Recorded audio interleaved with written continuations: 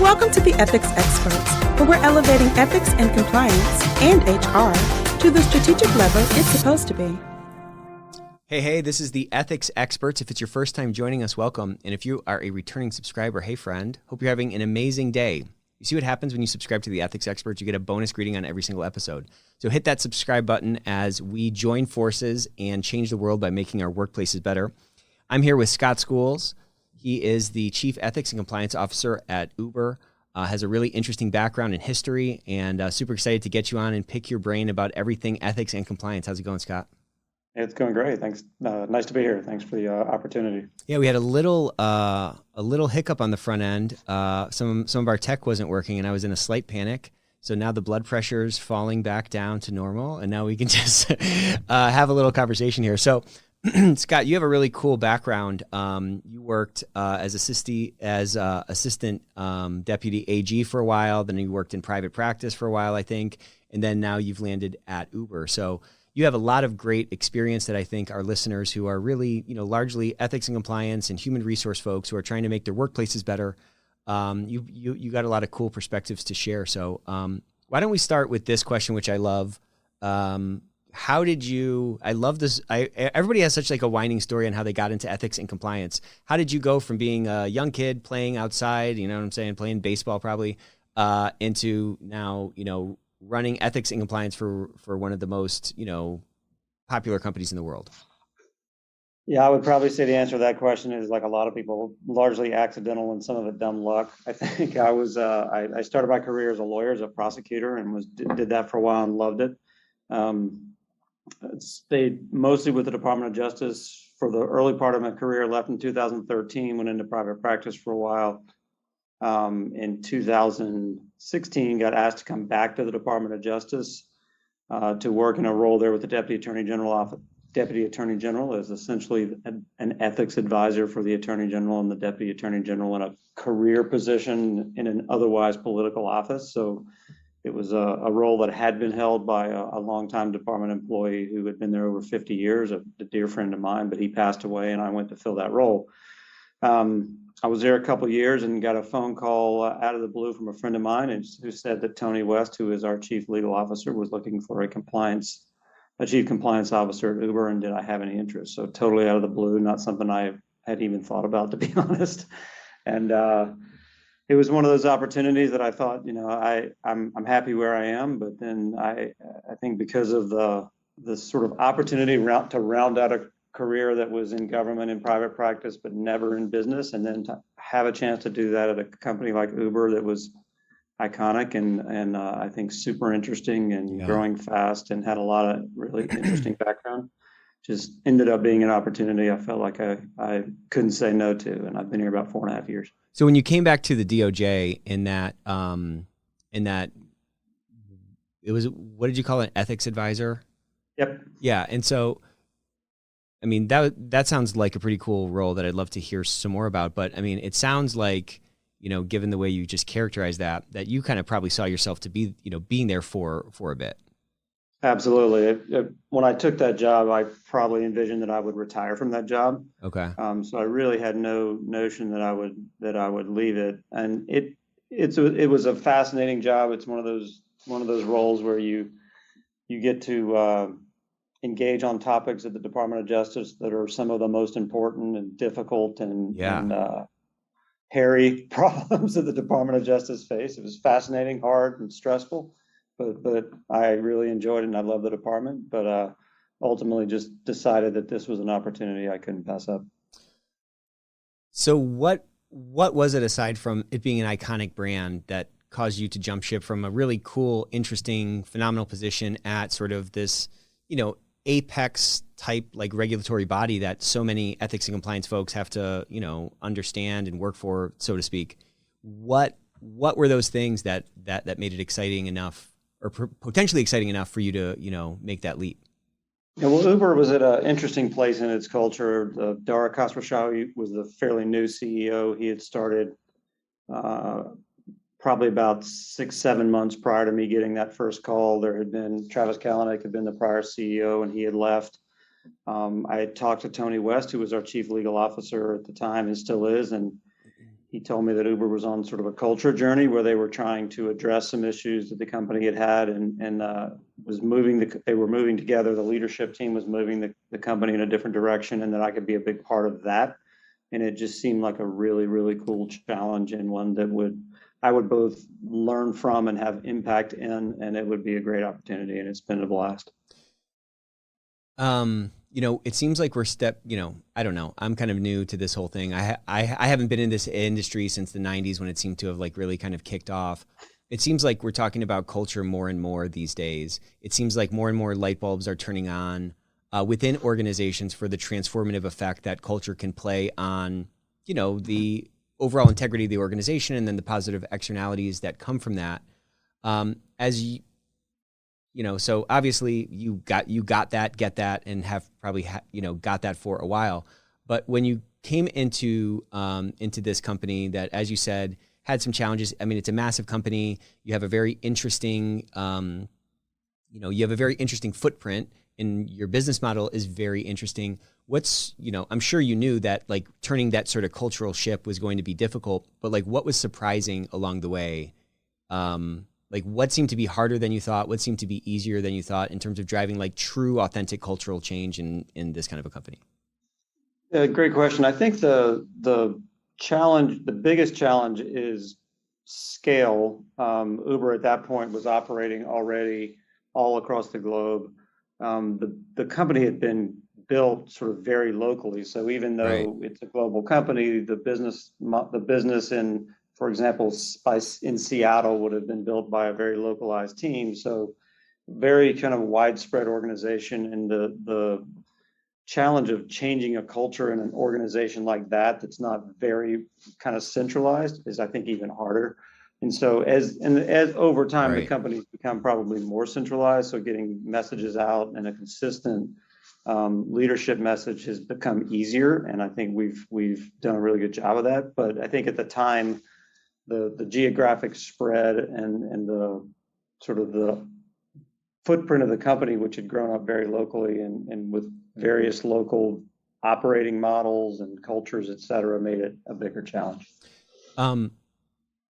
Uber is one of those, I don't know, not the first, but definitely like a super famous unicorn. And I think what a lot of people don't recognize is that there's, something that came as like a fast growing startup many times, can get very big and still have that kind of startup feel, that kind of figure it out, get it done type of mentality. And hey, we're going to kind of, not every company that is as big as GE is a GE. GE is like, to me, the picture of like super dialed in, processes everywhere, very consistent, and so forth. Were you surprised by anything like this at this company, and what opportunities did that sort of present for you in terms of, creating those points of leverage from messaging or like cultural change or something like that? I think the best part of the opportunity in some ways in terms of the challenge we faced on the compliance and ethics side was that our leadership was committed to change. And so because we had a very solid message at the top in terms of what was being expected, Dara had come in and created new company values that included do the right thing, period, as one of the values. He'd been out in the public talking about that, discussing the change that the company was going to try to undergo. So I think it provided a platform where you have the ability to talk to folks about culture change in the language of the CEO, who had already talked to the company about culture change. And I think it enabled the team and the whole organization to move in a direction more quickly because the tone from the top was so consistent. Yeah, that's it's so critical. And, there's almost sort of three flavors of it. Of course, it's like a full sort of spectrum, but, sort of silence, kind of ambivalence, or like that full endorsement, which is what you're talking about. I would imagine that last one I mentioned is probably like exponentially different to exist in than that sort of middle ground ambivalence. We had a talk the other day, a webinar with J.S. Nelson, who wrote this cool book, Business Ethics, Everything You Need to Know. She's a Harvard law professor. And there were so many people in our chat of, ethics and compliance officers and mid-sized companies that, you could just tell by the nature of their questions that like they didn't have they didn't have that kind of like CEO endorsement. And many times folks are trying to like make ends meet, and they know what the right thing to do is. They know, man, we really have to push these values forward, but sometimes it's like that lone voice crying out in the wilderness that no one's listening to. Yeah, it's just what would you tell somebody in that kind of a position? Is it, hey, do what you can from a grassroots standpoint, or like guerrilla ethics? That's a book title, by the way, I just thought of, Guerrilla Ethics. Or would it be, hey, let's try to activate the CEO and sort of persuade them about the positive externalities that a more, authentically, honest, or a culture built on true integrity is going to provide to the things you care about, CEO, which are maybe the bottom line, or, more cash, or whatever. How would you kind of navigate that if you were in this type of position I'm talking about? Yeah, I think it's very hard to build a culture from the bottom up. I think in a company, the reason the Department of Justice and others who are evaluating compliance programs in the context of something having gone wrong are going to look at the tone from the top at your company is because if the tone from the top is not consistent and is not consistent with the message that you as a compliance officer are trying to spread within your company, it's going to be super challenging. And I think from my perspective, when I was contemplating the Uber opportunity, I had an opportunity to meet with leadership and to sort of test drive whether their commitment to culture change was serious or not. And that was a big factor for me in deciding, is this a challenge I want to take on? Am I going to have top cover, or am I going to be a voice in the wilderness trying to change a culture that our leadership actually is quite comfortable with? And obviously I determined the former, so made the leap, but I think it's super hard to, especially if you don't even have you could have sort of your CEO and your very top leadership doesn't have the tone that or doesn't want to talk about culture, but you've got sort of second line leaders who are doing that. So you've got some top cover. I think you have a chance, but if folks were to tell me as a potential chief ethics and compliance officer, I want you to come in and change our culture, and we don't want any role in it, then I'm not sure there is a path to success in that environment. Yeah, you're probably right. I mean, kids aren't going to raise themselves, right? That's right. You need to get that sort of oversight to get the reinforcement, and then assuming that it's authentic, there's going to be the budget that comes along with it, or the willingness to hop onto a town hall or give a message, to help reinforce those things. It's really nuts in a way. Like, to me, this whole culture thing is like so apparent. And it's apparent as like, in terms of like, that's the lever to pull. That is how you're going to actually make your workplace better. And if you're doing that, all those other things that the, Wall Street analysts care about, that the shareholders care about, are going to happen in a sustainable way. But I continue to be, surprised by the disparity across leadership, across companies in our economy that don't seem to that maybe pay it lip service. Like, it still seems like there's a sort of a minority of folks that are fully bought into this thing that you and I are talking about today. What do you think that is, and why do you think it's taking so long, and what do you think it's going to take to change it? I think I'm not sure I have the perfect set of information to answer the question with full knowledge, but I'll give you my gut is that folks haven't yet connected the dots always between culture and financial success. And they companies that have succeeded with a bad culture may think they can continue to succeed with a bad culture. And why do I want to spend a bunch of money for a bunch of compliance people who can come in and not improve my bottom line? In fact, maybe impair my bottom line without any tangible benefit that I can, at the end of the year, show my shareholders. We hired 5 people to do compliance, and our net profits went up X amount. They're not connected in that way. It's not that direct. So I think that there's probably sometimes skepticism about whether or not the culture change will actually affect the bottom line or not. Whereas I think if you look at, I've seen plenty of surveys that will show world's most ethical companies that how they compare to companies that are not on that list, or that are not walking the walk on the culture and ethics side, just don't perform as well. I kind of like to analogize it to sports teams, and especially college sports teams. who change personnel entirely over 4 years, but their culture persists over decades. And the ones who have good cultures succeed, and the ones who don't have good cultures don't succeed. And you change the personnel over and over, but it's the same thing. And I think that it's a fairly close analogy to what happens at companies. The companies with good cultures are going to succeed over time. The companies with bad cultures may have short-term success or limited success, but it's not sustainable. I don't think for the long term. That's such a great analogy. That college sports analogy is really phenomenal, because it's true. It's like, if this is the way that we do things, it doesn't matter sort of who's in the seats, because they're going to continue to do those things that way. That sort of supersedes the person in the seat. And Yep. The ones that sort of are a little bit more, volatile in terms of like successful years and unsuccessful years, it's usually tied down to a certain coach or a certain, player that maybe is just so, phenomenal. They can just have that impact, but it can't, to your point, sustain forward. It's a really phenomenal analogy. So just so you know, if you ever hear me use that, there's an implied like citation to you, because that was a good one. Okay. No worries. So you came from the DOJ, you went to private practice, you went back to the DOJ. How did your, I want to kind of go back a little bit. How did your involvement in that organization or in that department change between those two stints there? So when I was, when I was there earlier, when I left in 2013, I was sort of in an understudy role to the guy whose job I actually ended up replacing when I went back in 16. So I had been a line prosecutor, a supervisor in U.S. Attorney's Office. I've been the U.S. Attorney in South Carolina and San Francisco. And then when I went back to Washington in 2008, I was really sort of in an understudy position for a guy named David Margolis, who became my mentor and was kind of known as the Yoda of the Department of Justice. Yeah. He's been there 50 years. He's who everybody went to when they had something really sticky. I worked very closely with him in anticipation of replacing him at some point. After about 5 years of that, he didn't show any signs that he was going anywhere. I was feeling a little underutilized in an understudy role, and so I went into private practice for a while.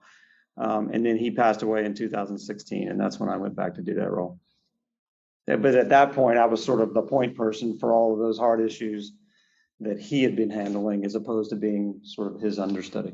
So I think for a lot of people, the DOJ is this big sort of like monolithic, scary place. You lived on the inside in this, for lack of a better term, this, I don't know, Yoda training ground. I'm just kidding. But like, you were almost like a task force or something, right? It sounds like sticky issues were brought to your area. What were some of those things? What did that stuff look like, and how did that end up rooting down into ethics? Like, what did you learn along the way? What were some of those battles you fought or whatever that ended up equipping you to like really grow into who you are right now? So I'm going to have to answer that question kind of generally, because I can't talk too much about a lot of the specifics. Yeah. But generally, when difficult cases or difficult issues confronted the department, whether an attorney general needed to recuse him or herself from a particular matter, whether there were issues involved in a case about how we would resolve the case, whether there were financial conflicts that came up with senior officials of the department, whatever the issue was, they would refer to that role as the senior department career official. So the Attorney General's office and the Deputy Attorney General's office, the two top officials at Justice, are primarily staffed with political appointees. Mm-hmm. So at the leadership level, they wanted to have someone who's in a career position who can provide the institutional perspective when the department is making hard decisions about difficult cases. Gotcha. So that gives, it's just by the nature of the position, it sort of insulates it from the political winds. It's not, up for reelection or whatever, or reappointment, whatever it might be. And you can maintain that sort of like that institutional continuity where we're building on the things that we've learned. We can remain consistent in how we handle, this case relative to the last case that was sort of similar to it, something like that. That's exactly right. So I was fortunate enough to be there through two presidential transitions when there was a party change. So on January 19th, I would go to work with one group of people, and on January 21th, I would show up and it'd be a whole new group there. What was that like? It was fascinating, a little intimidating. I mean, I Yeah. think it was, you don't really know. You got a whole new set of colleagues, and they don't know you, and you don't know them so much. But one of the great things about working there at that level, especially, is, and in the department generally, the quality of talent is really extreme. Like we meet some people who just are super, super talented, and it's a real joy to work there. In part because of the level of talent with the colleagues who work there. It's always an impressive group of people. Yeah, it's when you're surrounded by those kinds of people, it is, when you're on a team of, top performers, so to speak, in your field. I mean, there's so much growth. It's like hyper growth, right? You learn so many tricks and so many perspectives, and it's really I'm sure you look back on, so many lessons you learned from there that you're carrying forward, in your current position. Right. But let's go back even a little further. This is going to be a Quentin Tarantino style ethics episode. Talk to me when you're back in law school. Like, how did you get from law school into the DOJ? What was it about, becoming a prosecutor that was enticing to you, that attracted you? And how did that experience end up kind of pushing you toward this really cool role within the Department of Justice? So, good question. I went to law school at the University of Texas, which is back then, and maybe still today, I don't know, but largely it kind of steers people into commercial tracks somehow, whether you're going to be a commercial litigator or do transactions or do oil and gas, et cetera. I wanted to be a litigator. I knew that much. So when I finished school, I went to clerk for a federal judge in South Carolina. I went back home, which is where I'm from. Spent 2 years clerking for that judge. And during that time was really the first time that I even understood that there was such a thing as an assistant U.S. attorney and what they did. But because I was in the courtroom with the judge, I saw them a lot. I knew that they were in court. I became knowledgeable about what they did. And I was sort of fascinated by that, and by the fact that they were litigating in federal court, which is a great experience for a litigator. Right. It's a great, if it's the highest level of litigation, I think. Yeah, it's the big leagues. And so as I was concluding my 2-year clerkship, there was going to be a new U.S. attorney, and he had, by happenstance, happened to have a bunch of new positions that he was able to fill as a result of some budget increases. I got introduced to him by my judge and then hired by him at that point. Oh, how cool. And it really, I would say, like, that changed my life in the sense that it took me on a career path that I never really envisioned. But once I got on it, I loved it. I loved the white hat of the job. I loved being in court. I loved working with FBI agents and DEA agents to make cases. It was a lot of fun. And super interesting and challenging, and tried a lot of cases, and it was sort of exactly what I had hoped it would be. And then I think at some point, I had moved up into management within the U.S. Attorney's office in South Carolina. There was going to be a new U.S. attorney, and I had, in 2004, it was a long time ago, tried 2 capital cases. So I'd been in court that year for about 14 weeks total. Tried one case, it was 6 weeks, another that was 8 weeks. And just thought, I'm ready to go do something a little different. I reached out to a friend of mine who was in DC.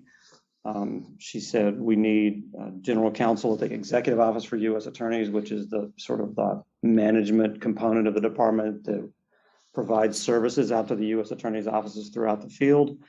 The job wasn't really in my wheelhouse. It was like government ethics and employment law, which I had no real experience in.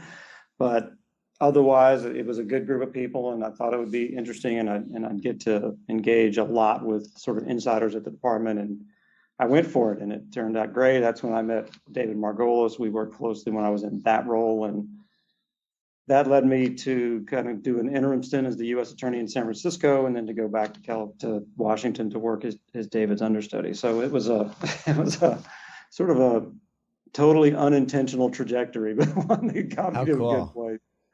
I'm just always so fascinated by these kinds of stories, especially from someone like you that, you seem very, you seem like a gut-driven guy, but also very opportunistic. Like, you see something that opens up and you say, well, maybe I can do that. Or, like you talked about this this employment law thing that you didn't really have a lot of experience in, but like you could kind of zoom out enough to see the bigger picture.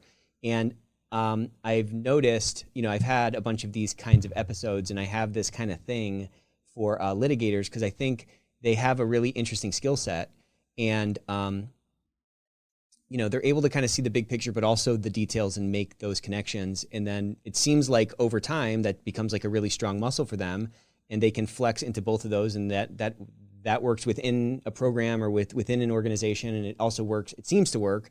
This is just like my, the mosaic that I'm like, looking at a little bit here. It also seems to work in their own career. Do you feel like I'm kind of close to that, your ability to kind of zoom into the details, but also see the big picture enough to drive something forward and be opportunistic when you see kind of what levers might drive, the train forward faster?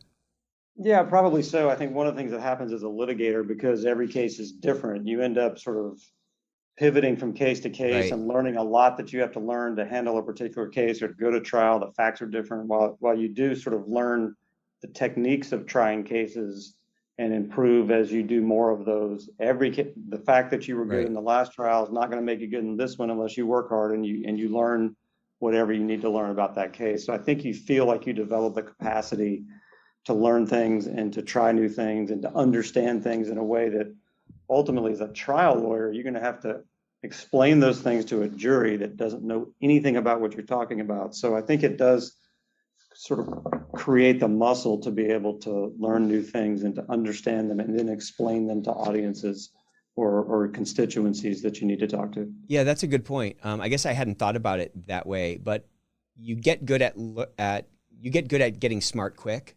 You can get smart on something quickly, but then you do that enough times, you start to get kind of confident that like, well, I'm sure I'll be able to figure this out. And that in itself is like, that in itself is a muscle that, a lot of people in a lot of other different professions or different tracks don't get to develop for one reason or another, I think that's right. And I mentioned that I'd gone to San Francisco to be the U.S. attorney for a year. Well, that was one of those opportunities that it came along very quickly. Yeah. And I thought, sounds really cool. I was in DC. I'm like, I'll go out to San Francisco. I'll do this for a while. And then I got on the plane and I thought, we're sending a guy from South Carolina to be the U.S. attorney in San Francisco. There's no way that's going to work. That's funny. It turned out that I had a blast, and it was one of my best professional years that I've had. But it took a little bit of something to even not realize that didn't make any sense, even though I had agreed to do it. Well, thank goodness you didn't even like think about that until you were on the plane. You might not have gotten on the plane, That's exactly right. So, aside from these sort of like, maybe, system one or like almost instinctual skills that you've developed from everything we just kind of talked about, what do you look at, now you're in this role, you're back in, the private side, you're not in the public side anymore. What do you draw from the most, do you think? Is it a mentality of like, how the DOJ is going to think about things? Is it just the sort of like the pedigree that you've been able to develop? Just, maybe you can't even point to it anymore, What do you think has been like the biggest lessons that you learned from your time on that side of the fence that really allow you to make the impact that you guys have been able to make over the last few years at Uber? Yeah, it's probably a little different than a lot of people would think coming from the Department of Justice, but I think it is to understand how to provide advice in a very practical way, and in a way that recognizes the various facets of the particular issue. In a business setting, the goal in a business is not to comply. The goal is to achieve the business objectives that the business has. I've always kind of thought of it as we don't exist to comply, we comply to exist. And sort of I've brought that mentality to it, which is sort of the same. I had that same sort of practical approach when I was in the Department of Justice. We could have a discussion about what the right thing to do was in the context of what is it we're trying to achieve, as opposed to it being an isolated issue. And I think it's important in our roles as chief ethics and compliance officers to be able to advise the business in the context of their objectives. And I think oddly enough, I learned that, I think, at the Department of Justice and then brought it here. And I think it helps me to communicate with stakeholders here with an understanding that what the role of compliance is, and an understanding of what the business is trying to achieve, and how those two things can align and all get us to the same place we want to go. Yeah, because there's this sort of branding issue that, I mean, when you talk about ethics and compliance in the way that you just did, that's very different than this sort of caricature that most people have in their minds about what the compliance department is. It's that we exist to comply. I mean, it's the opposite of what you just said, right? Right. Did you encounter some of that, caricature thinking in your organization now? And what do you think folks can do beyond just, regurgitating what you just said? What do you think they can do to actually put their kind of words into action, put this sentiment into action within their organization with these other departments whose compliance they need in order to, maintain, the car on the road or whatever? No, I think just like anytime you're trying to create an impression or to have folks understand what your function is, consistency is key. Mm-hmm. So if you consistently over time are advising business leaders in a way that I just described, so that you understand the business objectives, you're looking at risk realistically, you're not taking the view that my role here today is to tell you what you can and can't do, but to have a discussion with you about how you can do what you want to do, or maybe will be occasions where we're going to throw the flag, but for the most part, we're going to try to work towards a solution that mitigates risk and enhances the possibility of achieving business objectives. We can do that together. But you have to just be consistent with that, because I think a lot of people who haven't interacted with compliance and ethics professionals before will assume that what's going to happen is the compliance folks are going to walk in the room and say, you can't do this or you have to do that. I hadn't thought about that. I was thinking about asking how did ethics and compliance sort of get into this mess? How did the compliance department get into this mess where we have this bad reputation, where we're, many folks that we talk to, they're still viewed as a cost center. They're not looked at as a profit center. I use the analogy that they feel like they're at the kiddie table. They want to get up to the grown folks table where all these, where all the stuff that, is exciting is talked about, but they can't seem to find a place for their seat there, and no one's inviting them over. And I've sort of thought until literally just now that that's largely due to something that we've done, that we haven't played our cards right, or we've been like the milk monitor with the whistle. We've been, abusing power or something, or putting sort of compliance over, execution of business objectives. But you just said something kind of interesting, where you said, this is just what people are going to think about the folks who are defining those rules. Where do you think it is on that spectrum? Do you think it's kind of a mix? How do you feel like it might be changing a little bit? Yeah, I can't pretend to be a perfect student of the history of compliance, but I think a lot of it came out of either regulatory requirements or DOJ expectations. So it's not as if I think a lot of companies thought to themselves, what we really need is we need a compliance department. It was essentially foisted on them by the Department of Justice and regulators and financial regulators, health regulators, you name it. Right. So that all of a sudden there was this expectation that companies needed to create this compliance function. And so it arose out of a not necessarily compulsory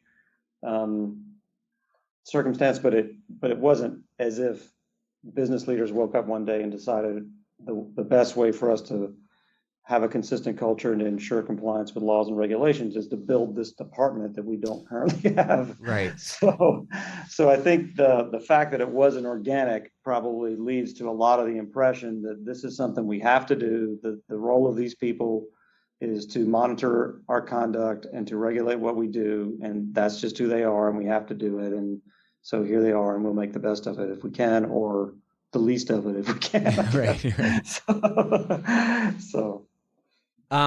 But if that's what people are expecting, what an opportunity for us to do a pattern interrupt. A pattern interrupt is such a powerful persuasion mechanism to be more memorable, or to leave an impression, like you said, make that good first impression. If people are expecting you to be a schlub and you show up in a tuxedo, well, that's a pattern interrupt, or vice versa, right? If they're expecting you to be a rules over everything person, that, compliance over everything person, what a pattern interrupt it can be if you're coming and talking about their needs, or you're talking about how these rules need to fit in the context of these business objectives that we're all actually on the same team, we're all wearing the same uniform, these business objectives that we're all running at. It's a really powerful slight tweak. And it's really, I think, kind of focusing on the other person, right? Like if you can focus on this other person that you're trying to persuade or make an impression on, versus your own agenda, there's many times a lot more budget in terms of like their attention or their potential compliance, I guess, to see where there is enough overlap to really run forward. It's just interesting, so I like, I'm a big nerd on this whole industry. I just think it's at such an interesting time. I think we're moving from this, industrial economy structure into this knowledge work structure, where now it's really the breeding ground for a lot of the ethical foundations that have been laid over the last 20 or 30 years.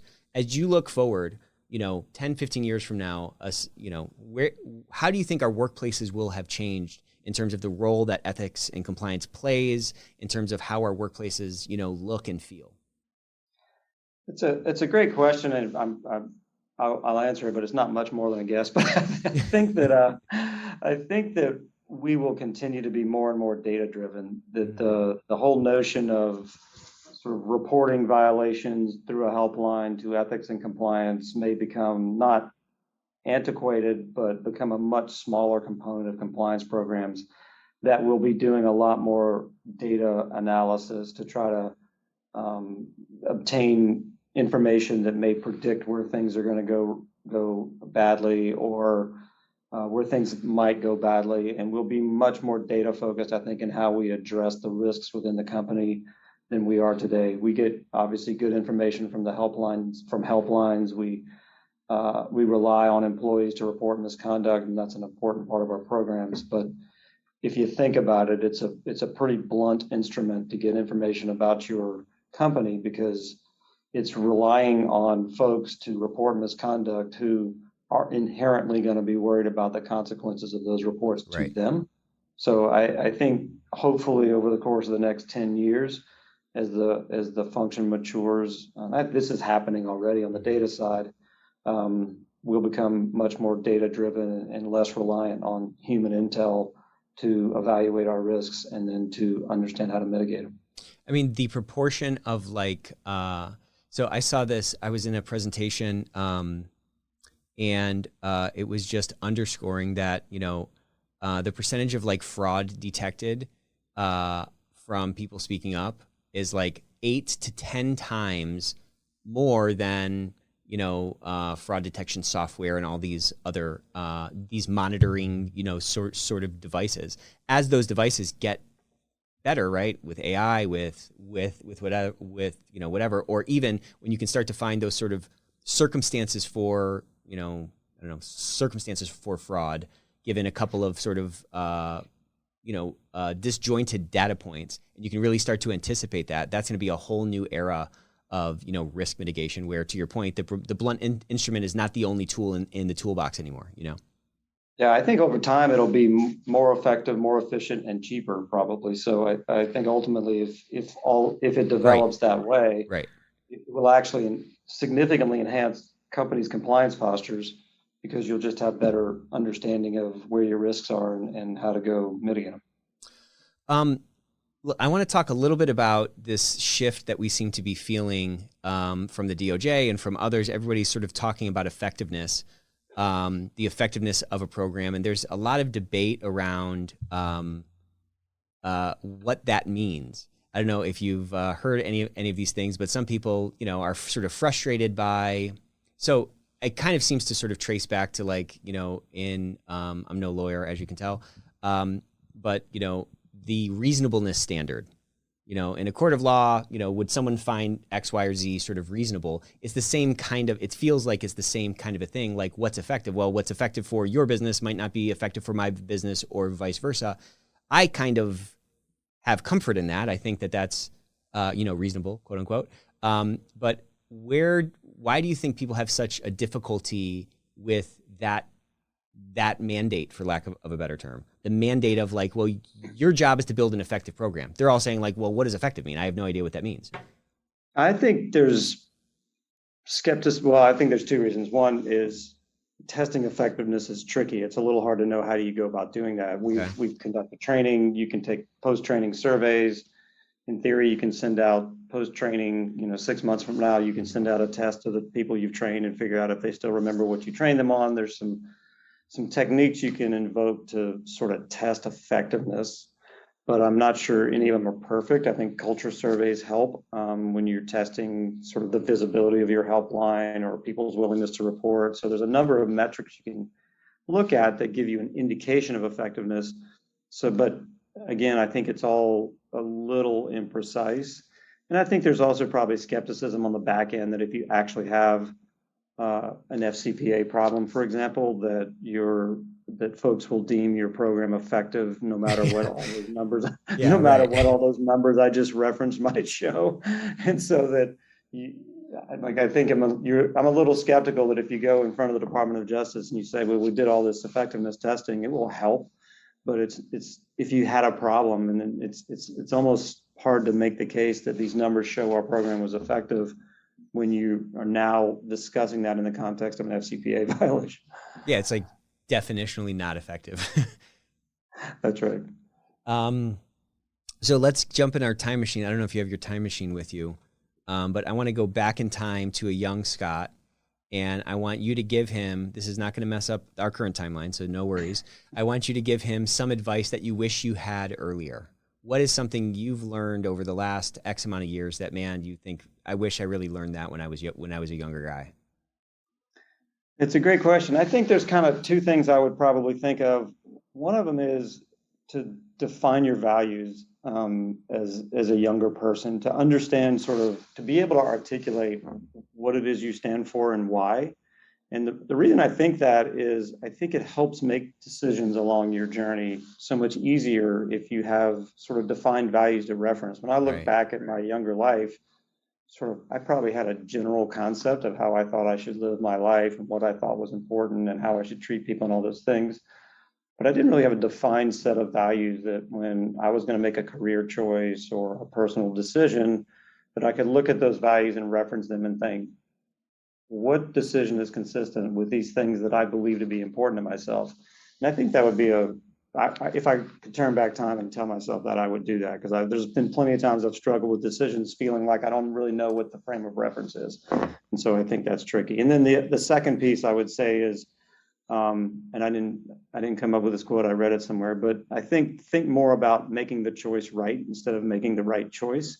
So I think a lot of times when you're confronted with it, when I've been confronted with decisions, I really, really sweated what's the right thing to do, when really what you need to think about is make the decision as well as you can. And then once you've decided it, pour your heart into making that the right decision. Don't be looking back at what other choice you didn't make or what might have happened if you made a different decision, and thinking about how it might have been different if you made a different choice. If you throw yourself into the choice that you actually make, you're probably going to be good, and that will be the right choice because you'll have made it right, not necessarily because you can't do the counterfactual and go back and make the other choice and see how that would come out. So focus on making your choice right versus making the right choice. Yeah, because if you focus on the latter, the propensity is always going to be to look in that rear view mirror and live in regret for what may have been, and you can drive yourself crazy thinking about that. Yep. It's kind of that thinking in bets mentality. It's kind of that poker mentality where it's like, I may lose, but as long as I'm making the right bet, then I have to make that bet. I mean, that's right. I could have kings and go all in, and somebody has a 3-8 and they get the full house, and then that's it, but you have to make, I think that's actually a really free, those, interestingly, both of those frameworks that you just said are very like freeing frameworks. Well, hey, I'm going to sort of build a list of values and let those dictate, and I'm just going to run whatever this decision is through those things. And sort of that first one sort of feeds into the second one, or maybe that second one sort of based on the first one, where it's like, okay, well, if I'm faced with this decision and I run it through my values and I really believe these things, and I think that this is the true hierarchy of how things should work in my life, and that if I follow these things, these are going to pay off in the end, then I can not, wring my hands in anxiety around, how it ends up turning out, but you can really go full on in that path forward. Because I mean, when you start to take your eye off the ball, at least for myself, I'd say I've had the most success when I'm all in running at something, and I have had like the most consistent like failure when I'm like kind of waffling. And there is some value in like sort of hitting the beach and burning the boat, so to speak, particularly on a decision that you've made. Those are great. I love this question because it's like, you know, I can just soak it up. I mean, it's such a great piece of wisdom there. So Scott, Yeah. Oh, Yeah, I wish I could say I learned those lessons without going through any pain, but I can't. well, if I can learn the lessons by going through your pain, you know, by avoiding your pain, then that's going to be great for me. Okay. Scott, this is a lot of fun. I appreciate you hopping on the Ethics Experts today. You have a talk coming up at the FCPA conference. Is that right? No. Did I miss that? Okay. Well, Yeah. You must have had one recently, in which case I heard it was great. I did do one recently, yeah. Thanks. Okay, very good. Where can we see you again? Do you have anything else coming up down the line? Let's see. I'm attending some compliance conferences in the future. I'm sure I'll see lots of colleagues there. I'm not sure I can think of an imminent public speaking thing, but I'll be sure to let you know, and you can let your folks know if it's going to happen. All right, very good. Well, great to meet you. Thank you so much for coming on. Until next time. Thanks a lot. I appreciate it.